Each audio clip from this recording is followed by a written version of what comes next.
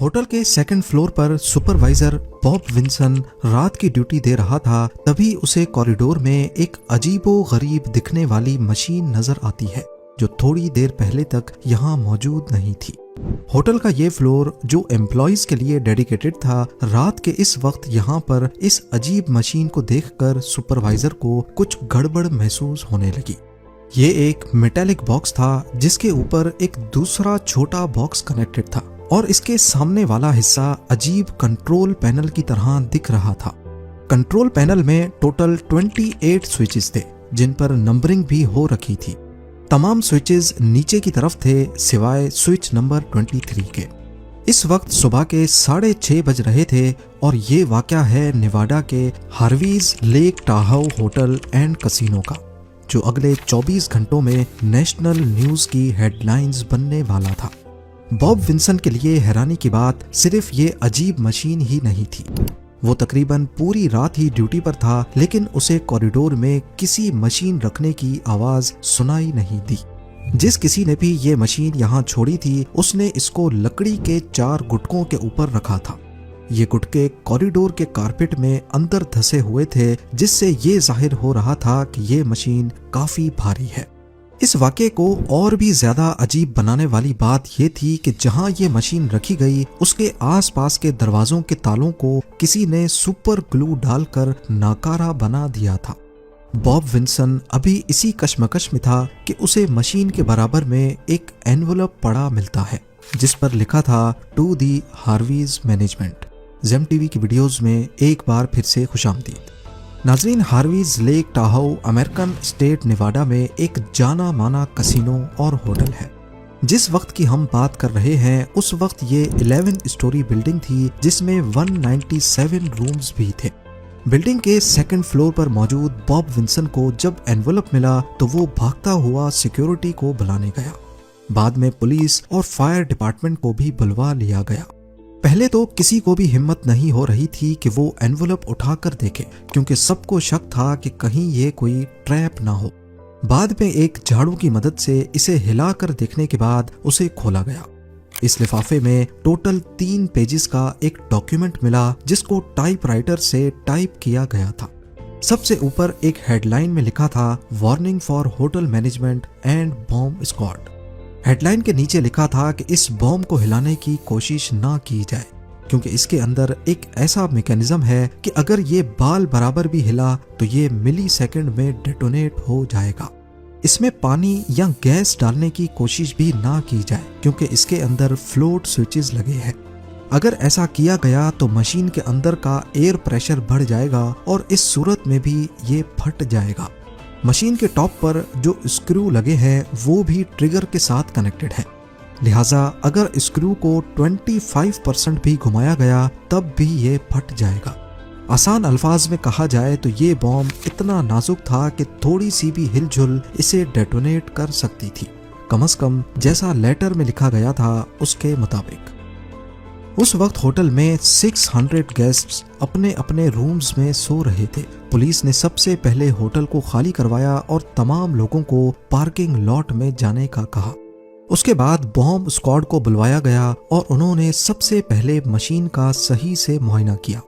ये करीब आधे इंच स्टील की चादर का बॉक्स था जिसको बड़ी सफाई के साथ वेल्ड किया गया था। यहाँ तक कि जिन जगहों पर कुछ निशानात थे वहां पर कार बॉडी में लगने वाली पुट्टी लगाकर उसे सीधा भी किया गया था। बॉक्स की चारों साइड्स पर बबल लेवल लगे थे जिन्हें शायद मशीन को बिल्कुल सीधा रखने के लिए इंस्टॉल किया गया था। ये सब चीजें जाहिर कर रही थीं कि शायद जो लेटर में लिखा है वो वाकई सच है। लेटर में मजीद लिखा था कि ये बॉम्ब किसी भी तरीके से बंद नहीं किया जा सकता, यहाँ तक कि इसको बनाने वाला भी ऐसा नहीं कर सकता। इसमें ऑटोमेटिक टाइमर लगे हैं जो अगले 24 घंटों में खुद ब खुद इसे फाड़ देंगे। सिर्फ इसे यहाँ से उठाकर किसी सेफ जगह तक पहुँचाया जा सकता है, वो भी सिर्फ तब अगर मैनेजमेंट इस लेटर में लिखी गई इंस्ट्रक्शंस को फॉलो करेगी। लॉ एनफोर्समेंट एजेंसीज और बॉम्ब स्क्वाड ने मामले की नज़ाकत को देखते हुए ऐसा कोई कदम नहीं उठाया जिससे ये बॉम्ब फटने का खतरा हो। सबसे पहले उन्होंने बॉक्स के ऊपर किसी भी फिंगरप्रिंट को ढूंढने की कोशिश की, लेकिन उनको कुछ नहीं मिला। फिर उन्होंने हर तरफ से उसकी फोटोज खींची और स्पेशल एक्सरे मशीन से उसका एक्सरे किया ताकि ये पता लगाया जा सके कि इसके अंदर वाकई कुछ है भी या सिर्फ ये कोई धोखा है। जब तक एक्सरे डेवलप होता, उन्होंने एक स्टेथोस्कोप को बॉक्स की बॉडी पर लगाया और गौर से कुछ सुनने लगे। इसके अंदर कुछ तो ऐसा जरूर था जिसकी आवाज आ रही थी। बॉक्स के अंदर कोई चीज मुसलसल हिल रही थी। लेटर में दावा किया गया था कि बॉक्स के अंदर TNT मौजूद है, पर आखिर कितना? इसका लेटर में एक जगह इशारा दिया गया था कि अगर बॉम्ब फट गया तो रोड के पार मौजूद वाले कसीनो को भी अच्छा खासा नुकसान होगा। और ये अल्फाज भी लिखे थे जिनका तर्जुमा है, आपको मशवरा दिया जाता है कि लोगों को इस बॉम्ब के 1200 फीट रेडियस से दूर ले जाएं। पुलिस ऑफिसर्स ने आसपास बिल्डिंग्स को भी खाली करवा लिया, होटल की गैस पाइपलाइन बंद कर दी और कसिनो के एम्प्लॉयज ने लाखों डॉलर्स का कैश भी कहीं और शिफ्ट करना शुरू कर दिया। FBI के एजेंट्स भी मौके पर पहुंच गए और उन्होंने पास की बिल्डिंग में इस ऑपरेशन का कमांड एंड कंट्रोल सेंटर बना दिया। पुलिस और लॉ एनफोर्समेंट एजेंसीज के चेहरे चीख चीख कर बता रहे थे कि मामला जितना दिख रहा है उससे भी ज्यादा सीरियस है। पर आखिर जिसने भी ये बॉम्ब यहाँ रखा था उसकी डिमांड्स क्या थी? लेटर में लिखा था कि उन्हें $3 मिलियन कैश चाहिए, पर शर्त यह है कि ये $100 के इस्तेमाल शुदा नोट हों, उन पर किसी किस्म की मार्किंग ना हो और ना ही नोट्स पर किसी किस्म का केमिकल चढ़ा हो। और साथ ये भी लिखा था कि चालाकी करने की सूरत में बॉम्ब को डिफ्यूज करने का तरीका नहीं बताया जाएगा और अगर 24 घंटे के अंदर अंदर डिमांड पूरी नहीं की गई तो ऑटोमेटिक टाइमर्स खुद ही बॉम्ब को डेटोनेट कर देगा। पर आखिर ये पैसे किसको देने थे और कैसे? जब तैयार की गई एक्सरे फिल्म लैब से वापस आई तो धुंधली ब्लैक एंड व्हाइट तस्वीर ने कम से कम कुछ हद तक धमकी भरे खत के दावे को सहारा दिया। मशीन के ऊपर जो छोटा सा कंट्रोल बॉक्स लगा था, एक्सरे में देखा गया कि वाकई उसके स्क्रू के साथ वायर्स कनेक्टेड है, जिसका जिक्र लेटर में भी किया गया था। बॉक्स में एक सीधा ट्यूब था जो शायद टिल्ट सेंसर हो सकता था और एक फ्लोट वाल्व भी वाज़े तौर पे नजर आ रहा था। इसके अलावा नीचे वाला बॉक्स मुख्तलिफ सिलेंडर से भरा था। ये सिलेंडर्स किस चीज के थे उस वक्त पुलिस वालों को इसका कोई आइडिया नहीं हो पाया। एक बात तो तय थी कि लेटर लिखने वाला शख्स कोई प्रैंक नहीं कर रहा था, ये मशीन वाकई में एक बॉम्ब था। आहिस्ता आहिस्ता 24 घंटों की डेडलाइन खत्म होती जा रही थी, लिहाजा अथॉरिटीज रैंसम देने को तैयार हो गई। 3 पेजेस वाले लेटर में पैसों की डिलीवरी की इंफॉर्मेशन भी लिखी थी। ये पैसे हेलीकॉप्टर के जरिए डिलीवर किए जाएंगे। पायलट के लिए इंस्ट्रक्शंस लिखी थी कि वो रात को 11 बजे लेक टाहाउ एयरपोर्ट पर LTA बिल्डिंग के करीब लैंड करेगा और हेलीकॉप्टर का रुख साउथ की तरफ होना चाहिए। उसके बाद पायलट उतरकर फेंस के करीब खड़ा होगा जहां उसे एक कॉल रिसीव होगी और बाकी की इंस्ट्रक्शंस उसी कॉल में बताई जाएंगी। याद रहे कि हेलीकॉप्टर में सिर्फ पायलट होना चाहिए, ना कोई गनमैन, ना कोई दूसरा शख्स। ये काम अंजाम देने के लिए जो कुक नामी एजेंट ने FBI का हेलीकॉप्टर स्टार्ट किया। हेलीकॉप्टर में $3 मिलियन कैश रखा गया, पर ये सारे जाली नोट थे और एक गनमैन को भी हेलीकॉप्टर में पायलट की सीट के पीछे छुपा दिया गया। गनमैन को इंस्ट्रक्शंस दी गई थी कि चाहे कुछ भी हो जाए उसको FBI एजेंट जो की हिफाजत करनी है। रात को ठीक 11 बजे FBI के एजेंट ने बताई हुई जगह पर लैंड किया और उतरकर फेंस के पास खड़ा हो गया। थोड़ी ही देर में फेंस के पास लगे फोन बूथ की घंटी बजती है। एजेंट ने फोन उठाया तो दूसरी तरफ से एक शख्स बोला कि फोन बूथ की टेबल के नीचे एक लेटर है, वो उठाकर पढ़ लो। अगली तरफ जो भी था काफी चालाक था। वो पब्लिक फोन पर 5 सेकंड से ज्यादा भी फोन पर नहीं रहना चाहता था, क्योंकि कॉल जितनी लंबी होगी उसके ट्रेस होने के चांसेस बढ़ जाते हैं। ये नया लेटर पायलट के नाम लिखा गया था। इसमें लिखा था कि सबसे पहले हेलीकॉप्टर की तरफ जाओ और अंदर एक फ्लैश लाइट जलाकर हेलीकॉप्टर का कोना कोना दिखाओ। भूलना मत कि हम तुम्हें देख रहे हैं। उसके बाद टेक ऑफ करके हाईवे 50 की तरफ जाओ।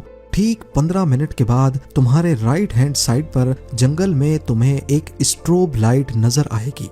स्ट्रोब लाइट के पास साउथ की तरफ फेस करके लैंड करना, वहां तुम्हें दरख्त पर लटका हुआ एक दूसरा लेटर मिलेगा। पायलट ने ठीक वैसा ही किया। बड़ी चालाकी से हेलीकॉप्टर का कॉकपिट रोशन करके ऐसे दिखाया कि गनमैन नजर ना आ सके और टेक ऑफ करके ठीक उसी पॉइंट पे पहुंचा जहां उसको स्ट्रोब लाइट नजर आनी थी।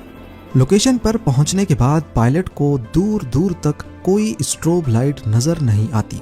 अगले 1 घंटे तक वो वहीं गोल चक्कर काटता रहा, लेकिन अंधेरी रात में जंगलात के बीच कोई हिलजुल नहीं थी। लिहाजा वो वापस एयरपोर्ट पर आकर लैंड कर गया। बाद में उनको मालूम पड़ा कि वो इंस्ट्रक्शंस सही से नहीं पढ़ पाए और जिस जगह उनको असल में जाना था वो वहां से मीलों दूर थे। इंस्ट्रक्शंस देने वाले को मैसेज भेजने के लिए टीवी पर खबर चलाई गई कि इंस्ट्रक्शंस में लोकेशन को लेकर कुछ कंफ्यूजन है।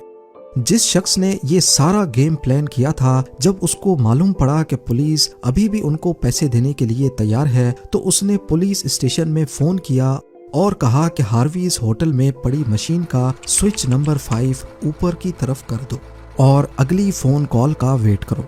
शायद वो नया प्लान बनाने के लिए कुछ टाइम खरीदना चाहता था, तभी उसने डमी स्विच को ऊपर करने का कहा, पर अब बहुत देर हो चुकी थी। इस वक्त सुबह के 6:40 हो रहे थे, यानी बॉम्ब को होटल में पड़े अब 24 घंटों से ज्यादा हो चुके थे।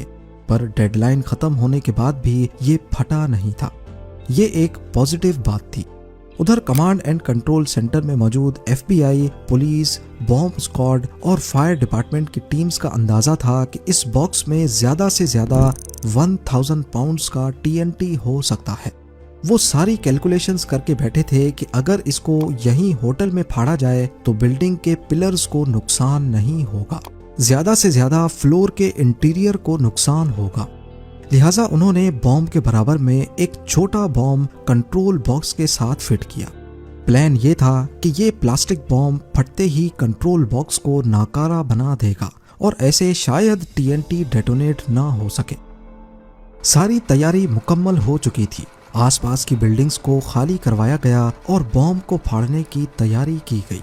इस वक्त 27 अगस्त दोपहर के 3:45 हो रहे थे।